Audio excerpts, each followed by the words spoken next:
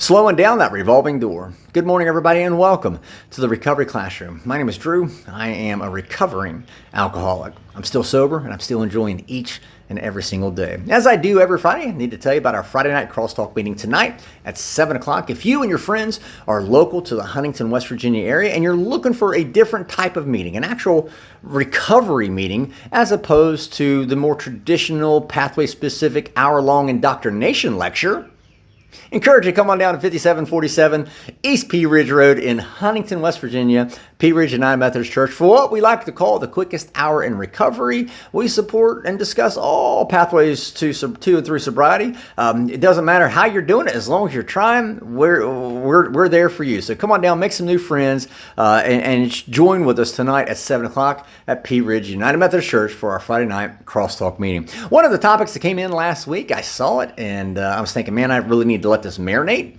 I was talking to Deb about it earlier this week. I think it's a topic that needs to be discussed more often, but unfortunately, it never seems to get discussed at all. And the reason why that we never discuss this topic, most people don't anyway, is because, well, it can make the recovery community look bad. And no one wants to look bad, right? Matter of fact, if we make our own recovery community look bad, then no one will want to join our recovery community, right?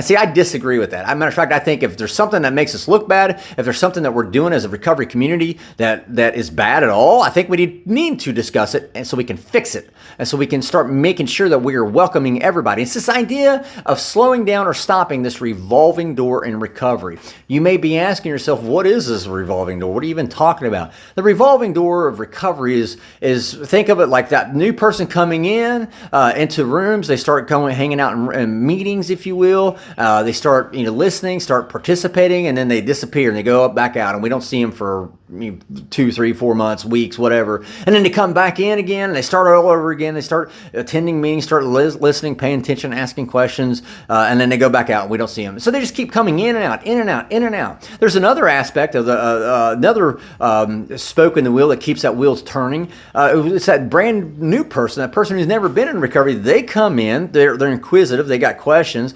They come in, they see what's going on, and they go back out and they never come back. So why is that wheel, that revolving door, if you will, why does it keep spinning? And what can be done to stop it? Truth be told, I don't think you can ever stop the revolving door of recovery. I don't, because there's just too many people in society that suffer from the same thing that you and I may suffer from.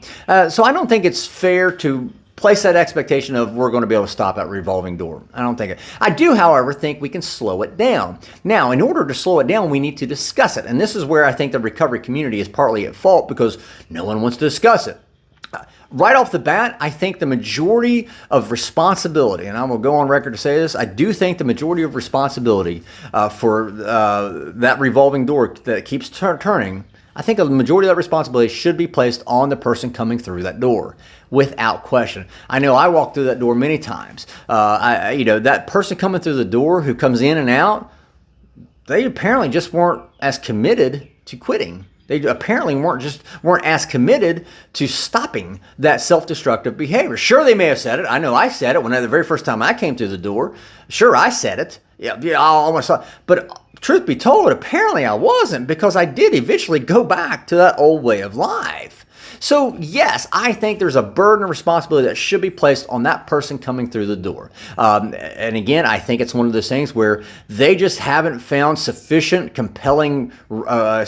compelling enough reason to want to stop permanently. They may say it, but they just haven't had that evidence, that compelling reason to actually stop. And that's where I think the other part, there is a small part that should be of responsibility that should be placed on the recovery community. In other words, when that newcomer does come in and they see you sitting there going, if you want what I have, and you want to be happy, joyous, and free, and you have to do it exactly like I do, and say what I say, and hold your hands the same way, and make sure that when they pass the plate, you put the dollar in. Hell, it sounds like church. When they walk in and see what's going on in these recovery rooms, that pathway-specific dogmatic approach to indoctrination, when they see that, No wonder they go, yep, this is not for me. I know, again, I can say this from my own personal experience because that's exactly what happened to me. The same people that were there telling me what I was doing wrong, telling me how I was doing it wrong and how I had to do it their way, guess what? They're still here telling other people to do it, and then they wonder why. Shit, we only have like a 2% success rate in recovery.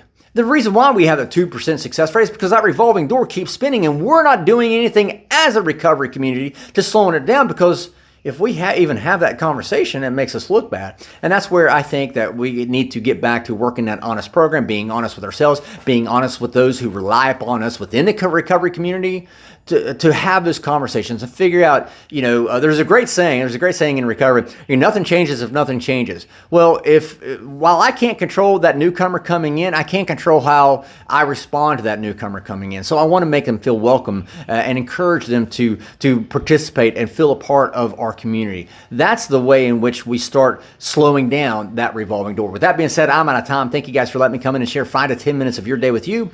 You guys absolutely keep me sober, and I cannot be any more appreciative. If you like the content of these video messages on the Recovery Classroom, feel free to like and share on your own social media channels or with your other friends. We'll be talking again soon. Remember, guys, you can't get drunk if you don't take that first drink.